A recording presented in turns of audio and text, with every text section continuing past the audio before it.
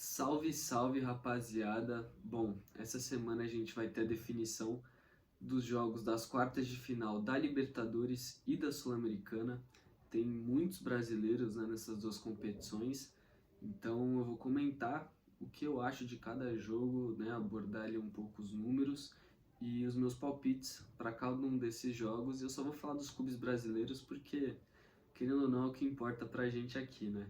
Então, bom, vou começar pelo primeiro jogo de terça-feira, que é terça, 7 da noite, que é Inter e Bolívar, né? No primeiro jogo tava todo mundo colocando muita fé no Bolívar, que é jogar na altitude, é mais de 3.500 metros, lá em La Paz. O Bolívar vinha muito bem, foi o segundo colocado do grupo do Palmeiras na fase de grupos, e o Inter que vinha ali, passou no sufoco contra o River, que já foi uma grande surpresa, que todo mundo já dava o Inter como eliminado. O Inter conseguiu passar pelo River. Contra o Bolívar a mesma coisa, mais uma jogada do Alan Patrick, o Ener Valencia conseguiu fazer o primeiro gol. O goleiro do Inter, o Rocher, ainda conseguiu fazer algumas boas defesas e o Inter saiu vitorioso de La Paz com 1-0 no placar e vai decidir amanhã no Beira-Rio. Bom, a gente sabe que os times que jogam na altitude normalmente levam muita vantagem em casa, mas que normalmente fora de casa são times que costumam não levar muito trabalho.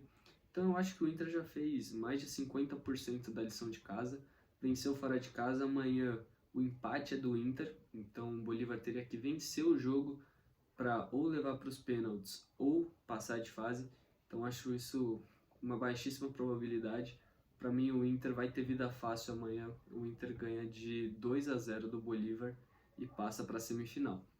Agora, Corinthians e Estudiantes, né, é outro jogo que é muito equilibrado, realmente muito equilibrado.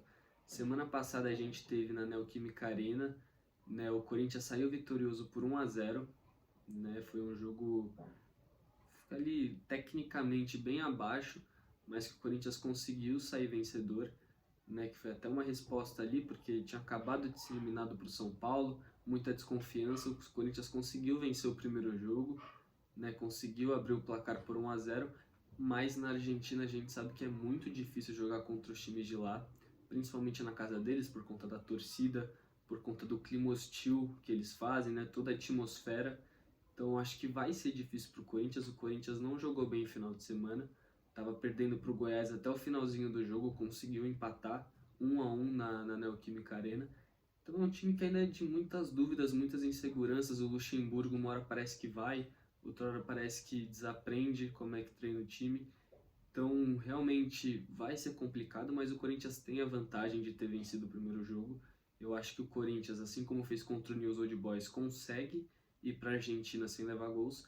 Então, para mim, o resultado vai ser 0-0 e o Corinthians passa para a semifinal da Sul-Americana. Bom, esses são os dois jogos de terça, né? Então teremos Inter e Corinthians. Passando para quarta-feira, às 7 da noite, a gente vai ter na Argentina outro jogo da Sul-Americana, Defensa e Justiça e o Botafogo. Né? Todo mundo sabe que o Botafogo é o líder disparado do Campeonato Brasileiro.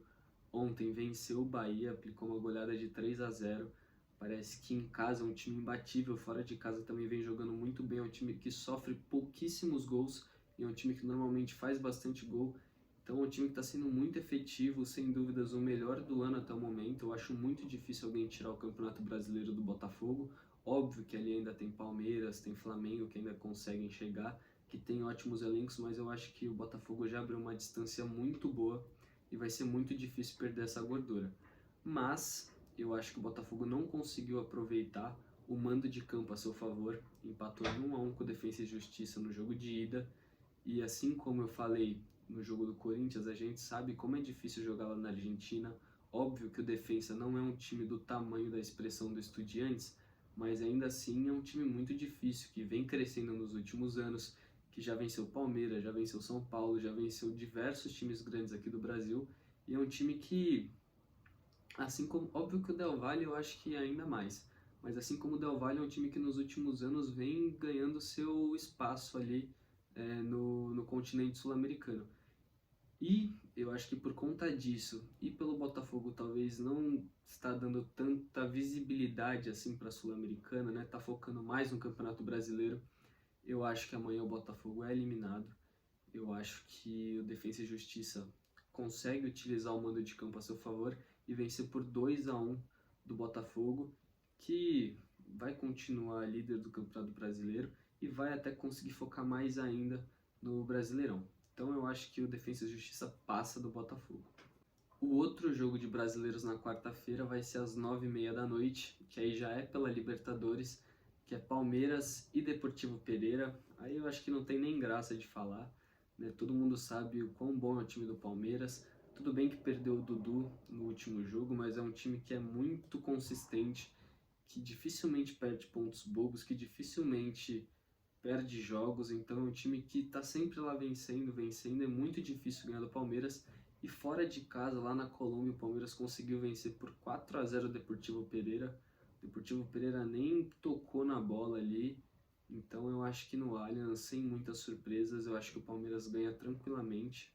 Eu acho até que poderia poupar, não sei como o Abel vai fazer. A gente sabe que o Abel tem muito respeito pela Libertadores, né? Até porque já conquistou 2 vezes esse campeonato.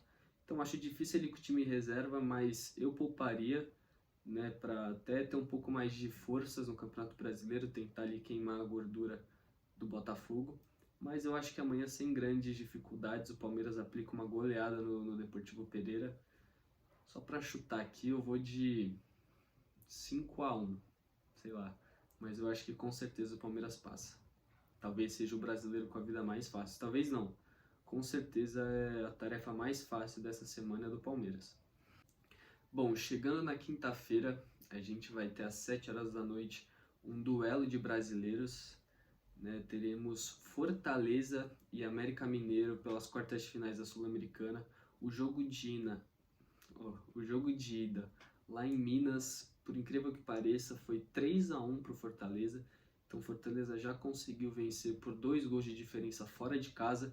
O América, que é um time que normalmente não vai tão bem no Campeonato Brasileiro, mas que em competições mata-mata consegue se segurar muito bem, consegue ir passando de fase, né? Sempre ali belisca umas quartas de final de Copa do Brasil, oitavas, quartas de final de Sul-Americana. Esse ano foi assim, é o último colocado do Campeonato Brasileiro, tem apenas 13 pontos no Brasileirão, mas que nas competições de mata-mata é um time que consegue se retrancar muito bem e consegue ir passando de fase, né? Vale lembrar que eles quase passaram do Corinthians na Copa do Brasil. Ontem o América venceu o São Paulo, né? Venceu por 2-1 o time do Morumbi, mas ainda assim eu acho que é muito difícil vencer do Fortaleza em casa, né? O Fortaleza com o Vojvoda é um time que vem ganhando cada vez mais expressão, é um dos times mais difíceis de ganhar no Campeonato Brasileiro, sem dúvidas alguma. É outro time que é muito consistente, que mesmo não tendo jogadores de grande nome, é um time que sempre está ali batendo de frente, que sempre está na Libertadores. Então acho que vai ser uma tarefa muito difícil para o América Mineiro. Eu acho que o Fortaleza consegue passar de fase com até uma certa tranquilidade. Eu vou de... Meu palpite vai ser 3-1 novamente para o Fortaleza, repetindo o placar do primeiro jogo. Outro jogo das 7 horas da noite na quinta vai ser São Paulo e LDU. São Paulo que perdeu por 2-1 na altitude. Óbvio que o fator da altitude impacta, mas o São Paulo não jogou bem, né? O São Paulo, que é um time que tem jogos que vai muito bem e tem outros jogos que vai muito mal. Parece que... Não sei, parece que quando o São Paulo precisa jogar, liga uma chavinha, o São Paulo vai muito bem, mas ao mesmo tempo tem jogos que parece que o time não vai. Ontem mesmo perdeu para o América Mineiro fora de casa, mas ali no final do jogo estava com um jogador a mais, 1-1 no placar. Se pressionasse um pouco mais, talvez conseguiria fazer o segundo gol, mas ao contrário, tomou o segundo e acabou sendo derrotado por último colocado do Campeonato Brasileiro. Então é um time que é muito inconsistente, que é um time que varia demais, mas eu acho que com a força do Morumbi o São Paulo tem grandes capacidades, né? Pelo que eu vi hoje, os últimos números que o São Paulo divulgou, já tem mais de 40 mil ingressos vendidos para quinta-feira. Então a gente sabe que vai ser um caldeirão, a gente sabe que a torcida do São Paulo vem empurrando e tem jogadores de muita qualidade, né? O Rames vem ganhando mais ritmo de jogo, acho até que ele pode começar como titular. O Lucas, que parece que está no time já há 2, 3 anos, que vem sendo o melhor jogador com certeza. Tem o Caleri, que é muito decisivo. Então o São Paulo para mim tem todas as capacidades de ganhar, mas o jogo ruim que fez no primeiro jogo é de se ligar a chavinha. A gente sabe que o São Paulo conseguiu virar contra o Corinthians e contra o São Lourenço, mas aí já é o terceiro jogo seguido que teria que virar, então vai se tornando cada vez mais complicado, né? Mas eu acho que o São Paulo consegue reverter o placar. O time da LDU não é um time bom, a gente sabe que tem diversos jogadores que até inclusive já passaram no futebol brasileiro e a gente sabe que não tem uma qualidade tão apurada, mas que se beneficiam por conta da altitude. Então o LDU não é um time bom.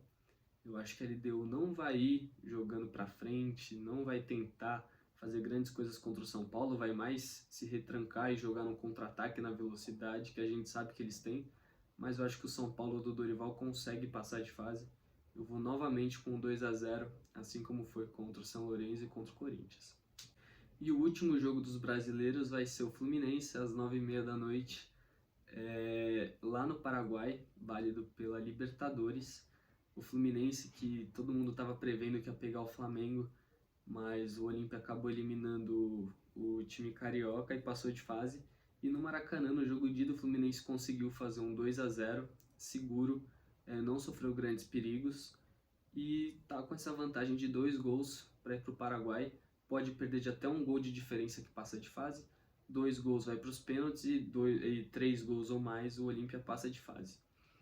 Bom, o Olímpia começou muito mal o ano, né? Chegou até a penúltima colocação do Campeonato Paraguaio, mas depois da saída do Aguirre o time foi melhorando, agora já, se não me engano, está em 8º, 7º lugar no campeonato. Então é um time que veio melhorando durante a temporada, que vem jogando mais futebol, passou do Flamengo, mas que a gente sabe que não é um time que tem muita qualidade técnica. Mas a gente também sabe que os times do Diniz normalmente oscilam bastante. Então fica ali uma incógnita, mas eu acho que o Fluminense consegue segurar o placar. Eu acho que o Olímpia vence o jogo, mas eu acho que o Fluminense passa de fase. Meu palpite é 2-1 para o Fluminense e fechando assim todos os brasileiros nessas duas competições. Bom, vale lembrar que o vencedor de Inter e Bolívar pega o vencedor de Fluminense e Olímpia na Libertadores. Né? O vencedor de Palmeiras e Deportivo Pereira pega o vencedor de Racing e Boca. E na Sul-Americana, o vencedor de América e Fortaleza pega Corinthians ou Estudiantes. E o vencedor de Defensa e Justiça e Botafogo pega o vencedor de São Paulo ou LDU. Então a gente já tem as duas chaves formadas das duas competições. Agora resta saber se eu vou acertar ou não. É isso, deixa o like aí e comenta aí embaixo. Tamo junto.